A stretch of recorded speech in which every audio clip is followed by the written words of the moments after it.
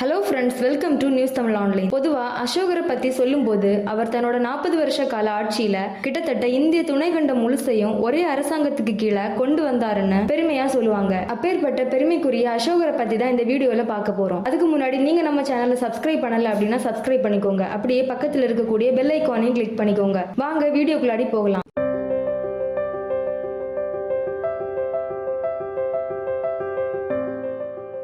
தமிழ்நாட்டையும் கேரளாவையும் விட்டா இன்னைக்கு இருக்கிற இந்தியா, பாகிஸ்தான், அது மட்டும் இல்லாம ஆப்கானிஸ்தானோட கிழக்கு பகுதியாவது அசோகரோட ஆட்சிக்கு கீழே இருந்து தேசப்பிதா மகாத்மா காந்தி பிறக்கிறதுக்கு எத்தனையோ நூற்றாண்டுகளுக்கு முன்னாடியே அகிம்சை, அதாவது எந்த உயிரையும் துன்புறுத்த கூடாதுங்கிற கொள்கையை தீவிரமா பின்பற்ற ஆரம்பிச்சு அவரோட கொடுமையை நேர்ல பார்த்ததுக்கு அப்புறம் தான் ஜெயிச்ச எல்லாத்தையும் விட்டுட்டு அமைதியை விரும்பின ஒரு மௌரிய வம்சத்துல 3வது வந்த அரசர் யாருன்னு தெரியுமா? அது நம்ம அசோக சக்கரவர்த்தி தான். அவர் அசோகர் சந்திரகுப்த மௌரியரோட பேரன். கிமு 323 அலெக்சாண்டர் இறந்து கொஞ்ச நாள்லயே சிந்து ஆத்துக்கும் கிழக்கு பக்கம் இருந்த கிரேக்கர்களோட ஆதிக்கம் முடிய ஆரம்பிச்சது. சாணக்கியரோட அறிவுரைப்படி சந்திரகுப்த மௌரியர் நந்தன் ஒருத்தருக்கு எதிராக சண்டை போட்டாரு. முதல்ல தோத்துட்டாரு. ஆனா அப்புறமா அவர் ஜெயிச்சு வட இந்தியாவோட தலைவரானாரு. சந்திரகுப்த மௌரியர் 24 வருஷம் ஆட்சி செஞ்சாரு. அந்த சமயத்துல அவரோட படையை யாராலையும் ஜெயிக்க முடியல. சந்திரகுப்த மௌரியருக்கு அப்புறம் பிந்துசாரர் மகதத்தோட ராஜாவானாரு. சாணக்கியர் அவருக்கும் வழிகாட்டியா இருந்தாரு. சாணக்கியரோட பேரனும் சீடனுமான ராதா குப்தான்னு ஒருத்தர் அசோகர் மகதத்தோட மன்னர் ஆகுறதுல ரொம்ப முக்கியமான பங்காற்றி இருந்தாரு.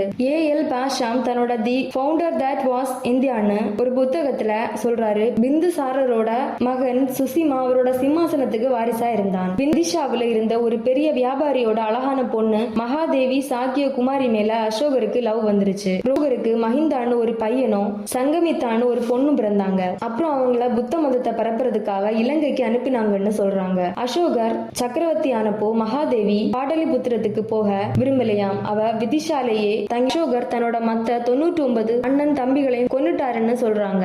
அதுக்கப்புறமா தான் அவர் தன்னை மகதத்தோட பெரிய அரசரை அறிவிச்சுக்கிட்டாரு. அசோகர் தன்னோட முடிசூட்டு விழாவை வேறொரு இளவரசிய கல்யாணம் பண்ணிக்கிட்டு கொண்டாடினாரு. அசோகர் பாடலிபுத்திரத்தோட சிம்மாசனத்துல உட்கார்ந்த பிறகு அசோகர் விதிஷால விட்டுட்டு வந்த தன்னோட மனைவி 2 குழந்தைகளையும் தன்னோட கூப்பிட்டுக்கிட்டு வந்தாரு. அசோகர் கிமு 265 புத்த மதத்துக்கு மாறினாரு. ஆனாலும் முதல் 1.5 வருஷத்துக்கு அந்த மதத்தை அவர் பெருசா எடுத்துக்கலன்னு அவர் ஒத்துக்கிட்டாரு. அவரு புத்த மதத்துக்கு மாறின 2 வருஷத்துல அவரோட மகன் மஹிந்தா புத்த பிக்குவாவும் அவரோட மகள் சங்கமித்தா துறவியாவும் ஆயிட்டாங்க. கலிங்க போர்ல நடந்த பயங்கரமான இரத்த களறிய பத்தி பேசலாம். நம்ம அசோக சக்கரவர்த்தி ஆங்கிலேயர்கள் எல்லாம் இந்தியாவுக்கு வரதுக்கு முன்னாடியே இந்தியாவோட பெரிய பகுதியா ஆட்சி செஞ்சிருக்காருன்னு சொல்றாங்க. அவர் ஆட்சிக்கு வந்த சமயத்துல ரோமாபுரிக்கும் கார்தேஜுவுக்கும் நடுவுல முதல் பியூனிக் போர் நடந்துட்டு இருந்துச்சு. பெர்ஷியால ஒரு பெரிய சண்டை நடந்துகிட்டு இருந்துச்சு. சீன பேரரசர் அப்போதான் சீன பெருஞ்சுவரை கட்ட ஆரம்பிச்சிருந்தாரு. கிமு 362 அசோகர் கலிங்க தேசத்தோட போர் செஞ்சாரு. அந்த போர்ல 1,00,000 பேர் கொல்லப்பட்டாங்க.